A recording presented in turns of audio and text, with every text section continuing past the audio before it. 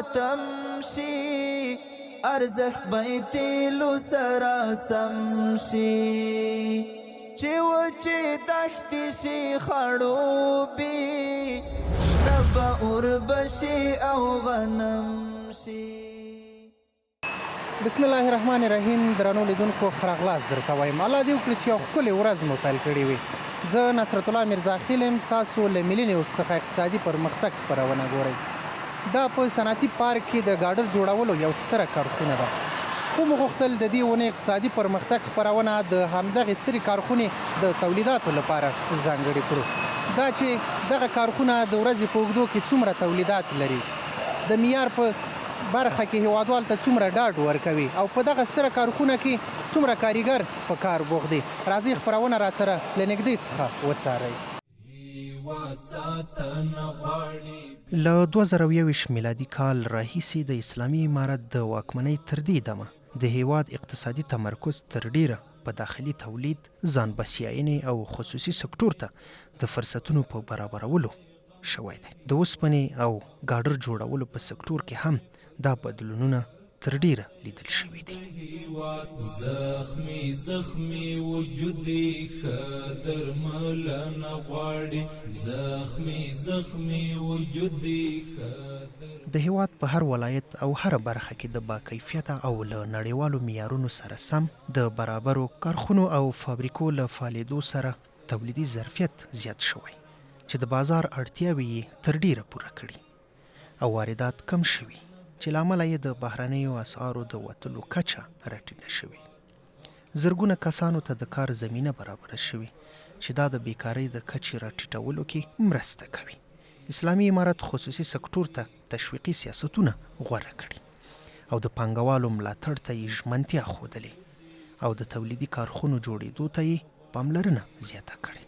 پر اب توکل پکار دی چې خدای ته ژمن پاتې شو بیا بله هرې بریا نه برخمن پاتې. زموږ تاسې غټې پیسې هر کال د دغو واردات په مقابل کې نورو هیوادونو ته ځي او متاسفانه دا بیا د افغانستان پر اقتصاد باندې د افغانستان په کرنسۍ باندې منفي تاثیرات لري. تاسو پوهیږئ چې اوس په افغانستان کې له 6,000 څخه زیاتې فابریکې په افغانستان کې کار کوي چې دا به وکولی شي چې د صادراتو کچه زموږ او تاسو لوړه شي. همدارنګه هغه توکي چې موږ او تاسو له بهرنیو هیوادونو څخه واردوو او په هغه باندې زیات پیسې ورکول کېږي، کله کله د صادراتو لپاره زموږ او تاسو د وارداتو لپاره هم ستونزې پیښیږي.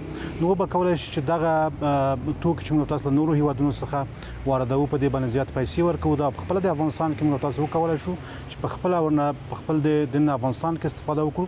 دا به وکولای شي چې په لومړي سر کې د افغانستان د اقتصاد د ښه کېدو سبب وګرځي، ترڅنګ د بیکارۍ د کچې په ټیټوالي کې به رول ولري او د دې ترڅنګ به وکولای شي چې زموږ او تاسې او کوم کرنسي چې هغه پیسې تاسو پوهیږئ چې اکثریت توکي چې زموږ او تاسې اخلو هغه په ډالرو باندې دي او له افغانستان څخه هر کال په غټه پیمانه باندې ډالر ویستل کېږي چې دا بیا په خپله د افغانستان په کرنسۍ باندې منفي تاثیرات لري. نو که چېرته دغې برخې ته توجه کېږي او هغه مشابه توکي چې په افغانستان کې تولیدېږي باید چې یو پالیسي جوړه شي تر څو د همغه مشابه توکو په واردولو باندې باید چې تعرفې لوړې شي تر څو زموږ او تاسې هغه کوم توکي چې دلته په افغانستان کې تولیدېږي د هغه مشابه توکو مخه باید ونیول شي تر څو زموږ او تاسې فابریکې رشد وکوي. همدارنګه دا به د افغانستان د اقتصاد لپاره، د افغانستان د سوداګرۍ لپاره، همدارنګه د بیکارۍ د کچې په ټوله کې رول ولري. افغانستان اسلامي امارت چې کله قدرت ته ورسېد او د افغانستان اسلامي امارت فتح وشوه، دوی اعلان وکړ چې د افغانستان بهرنی سیاست یا اقتصاد محوره سیاست او له ټولو هیوادونو سره دوی د اقتصادي اړیکو پر بنسټ باندې اړیکې غواړي. تاسو پوهیږئ چې اوس موږ او تاسې مخکې به یوازې د پاکستان سره زموږ او تاسو صادراتو وارداتو او ویل کېږي چې تقریبا 50% د افغانستان د صادراتو او د وارداتو ادرس چې هغه پاکستان و.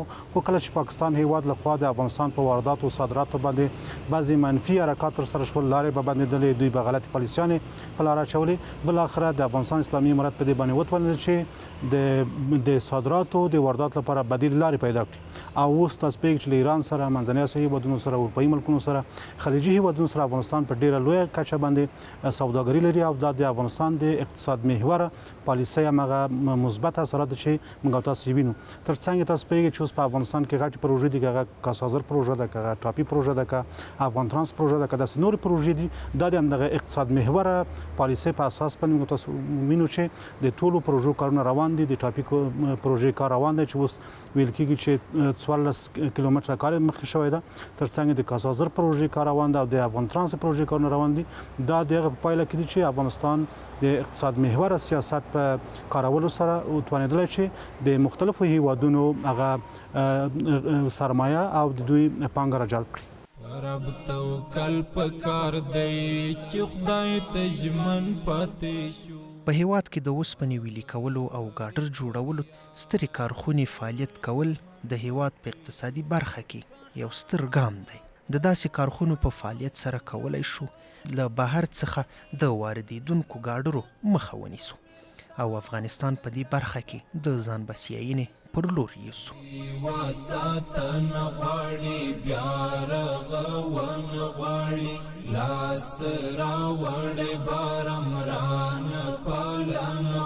د اوسپنې او ګاډر جوړونې کارخونې اوس د افغانستان د اقتصادي بنسټ یوه مهمه برخه ګرځېدلې ده. د دغې کارخونې مشر له اسلامي امارت څخه غواړي د دوی د ملاتړ په برخه کې د دوی ستونزو ته لاسرسی ولري ترڅو دوی وکولای شي د تولیداتو برخه ورځ تر بلې لوړه کړي.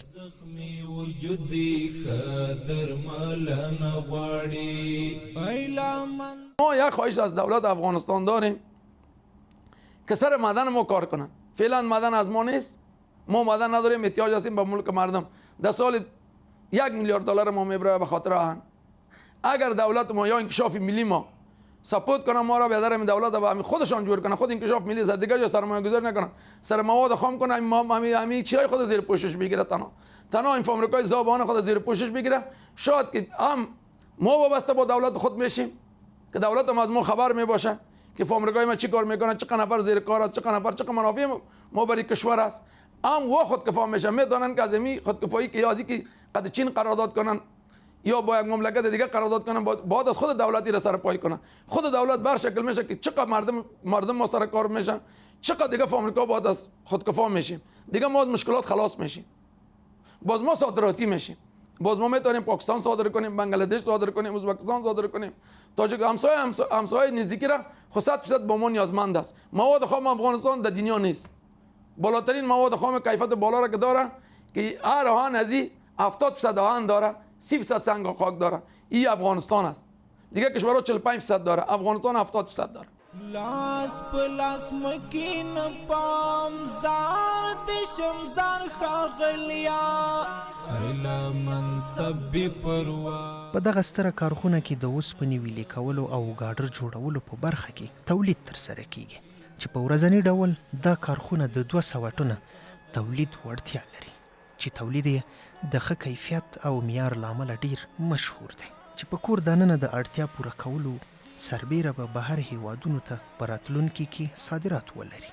د دغه کارخونې مسؤلین د کیفیت په تړاو ډاډ ورکوي او زیاتوي چې د تولید په برخه کې د معیار او سټنډرډ سره سم خامو موادو څخه کار اخیستل کیږي چې د ښه کیفیت له امله یې د اعتبار سند هم ترلاسه کړی دی. ځان د پکار پکار د غم د هیواد غم د ځان د پکار پکار د غم د سابق 50% تولید میکردیم، 70 تن 80 تن بازار کم بود. حال فضل احسان پروردگار 200 تن تولید داریم. این حتی ما اگر در یک ماه در 10 ماه یک سال اگر تولید کنیم یک سال فروشات نداریم. حال فضل خدا ما 10 ماه تولید میکنیم، خودکفا هستیم. مال ما را پال هستیم که صادر کنیم، یک جای از ما مال ما را بخرن. مستقیم روز ما ماش میتیم تقریبا 334 نفر داریم که جا کار میکنه. غیر مستقیم بالاتر از 3000 نفر کار میکنه. نمایندگی هایی که در ولایت ها داریم، در ولایت ما 10 نفر 12 نفر نماینده داریم، در ولایت 12 15 نفر محتروان داریم، نماینده داریم، فروشنده داریم، دولتسوالی ها داریم. بالاتر تنها از یک فابریکه ما بالاتر از 10000 نفر اضافه کار میکنه. تقریبا 1400 500 نفر محتروان و دیگه وزیران مال میاره، دیگه در ولسوالی ها میبریم، در بدخشان، پکتیکا، خوست، جلال آباد، کنر، گردیز، غور، بامیان، مزار، سرپل، بدخشان، قندوز، تخار، تقریبا در هر جای ما 10 دانه دکان ضرب 3 نفر شما کنیم بدون ولسوالی. ما 408 ولسوالی داریم، 10 ولسوالی نمایندگی ما نیست، در 400 ولسوالی ما نمایندگی داریم. ما به خاطر که بسیار انجینرهای پیشرفته 2020 در قرن 21 آوردیم. ماشینای ما مگر شما فکر کنید از 2021 است. ماشینای کهنه فرسوده قبلا که دیگه مملکت ها داره اینا اشگویی نمیکنیم. به احسان پروردگار کل ماشینایی که ما آوردیم دیگه برادرای ما آوردن، کل ماشینای شما مطمئن باشین، دولت افغانستان مطمئن باشه که این ماشینای ما از 2021 است، نه ماشینای 98، نه ماشینای 2000. یعنی متو که موتورهای مدل بالا سیاس خود از این مواد خراب قبول نمیکنن. باور کنین که ما گریت کم میپرتیم، لوره ما رو ماشین میده میکنن. یعنی شما اگر نمیگم ما مستند براتون نشان میدیم، شما مواد به کیفیت پرتین، همین خود ماشین لوره رو میده میکنه. برقای آمریکا کم است، یا کمی که توجه سر آمریکا داشته باشه که از این آمریکایی که یک روز اگر 2 روز برق نباشه، خود ما شما فکر کنین که هر آمریکا 300 نفره، شما نانی رو بسنجین، ماشی رو بسنجین، بیکاری رو بسنجین، یک آمریکا که یک ماه کار کنه فایده کنه، اگر 3 روز استاد شوه این هنوزم پسمان میشه. این از دیگه دولت خواهش میکنم جدن سر ازی خودش توجه کنه سر آمریکا. په تیر نظام کې د کارخونو د خنډ او ځنډ رامنځته کېدو ستونزې په ډیره کچه د بهرني توکو واردول، کورني بې کیفیته توکي تولیدول، د پانګوالو ناامني، فساد او د اداري موانعو شتون، د تخنیکي وسایلو او پایدارې برېښنا کمښت، د کارموندنې محدودیت او د کورني تولید نه ملاتړ کول.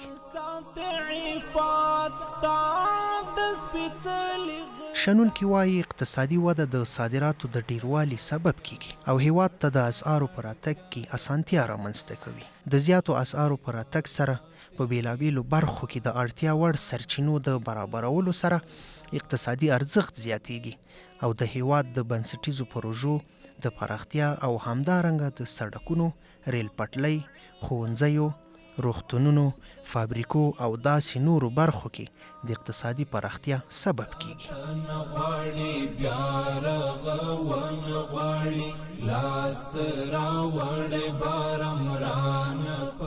صنعت د هر هیواد د ملا د تیر حیثیت لري او یو هیواد هغه وخت کولی شي چې خپل پښو ودرېږي او پر ځان بسیاسي چې د صنعت په برخه کې اوسې کولی چې ښه او د شرایطو په اساس باندې وده ولري.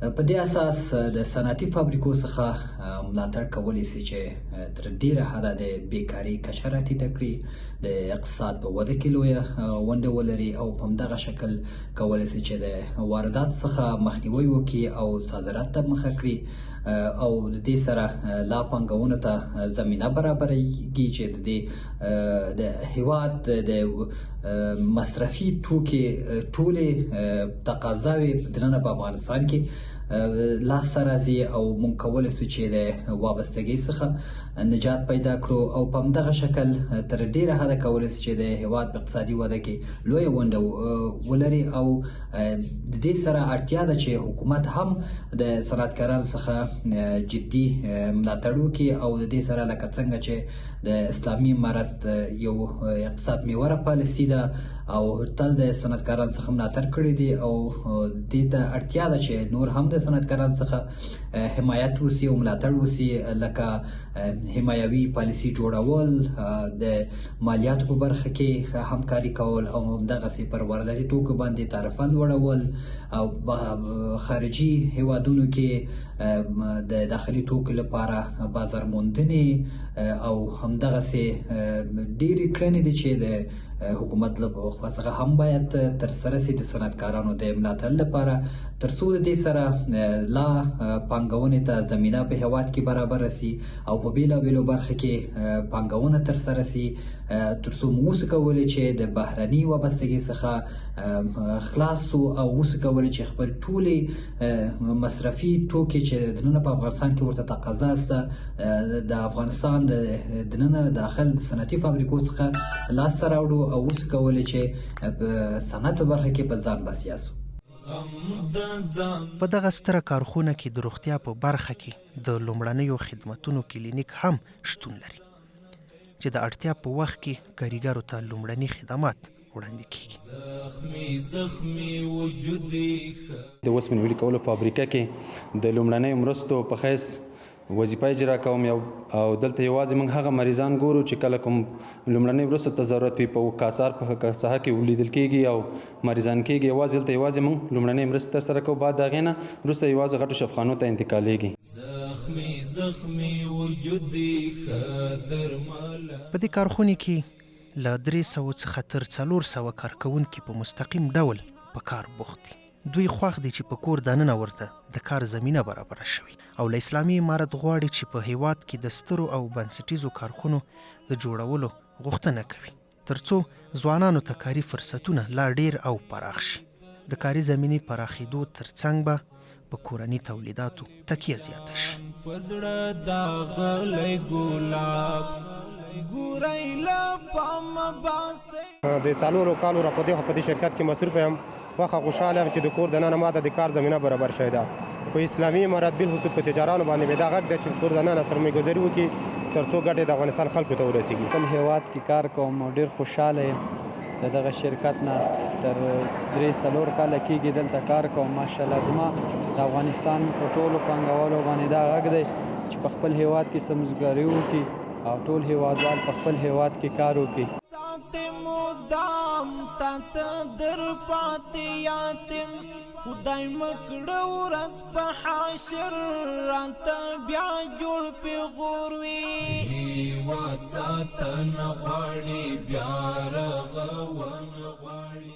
د اسلامي امارت په بیا واکمنېدو سره په هیواد کې د نورو برخو ترڅنګ د کارخونو په برخه کې د ځان بسیاینې پر لور هڅې زیاتې شوي.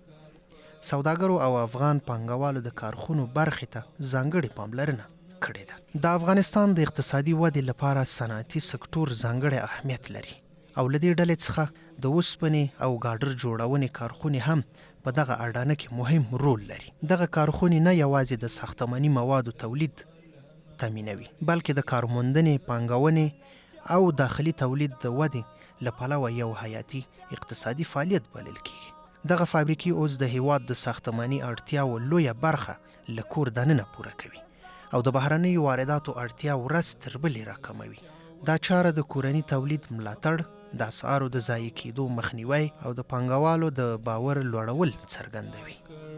د چا غزا وګټا د خپلواکۍ ناوکۍ ستارات پاتې ګونډه دا آزادي شهیدا ستا سپېڅلتیا وګټا هېواد ساتن غواړي بیا رغون غواړي لاس ته راوړې بارمران پالن غواړي غم د ځان دی پکار دی غم د هیواد غم د ځان دی پکار دی غم د هیواد زخمی وجودي ښه درملن غواړي زخمی وجودي ښه درملن غواړي. درنو لیدونکو دا وه د دې ونې اقتصادي پرمختګ خپرونه چې د ګاډر جوړولو د یو سترې کارخونې لپاره مو ځانګړې کړې وه. الله دې وکړي چې خپرونه مو د پام وړ ګرځېدلې وي. کولی شي زموږ دا او نورې خپرونې د ملي او ملي نیوز له خواله رسنیو څخه وڅارئ. تر بلې خپرونې د الله په امان. بتمشي ارزښت به تیلو سره سم شي چې وچې دښتې شي خړوبې شنه به اوربشي او غنم شي.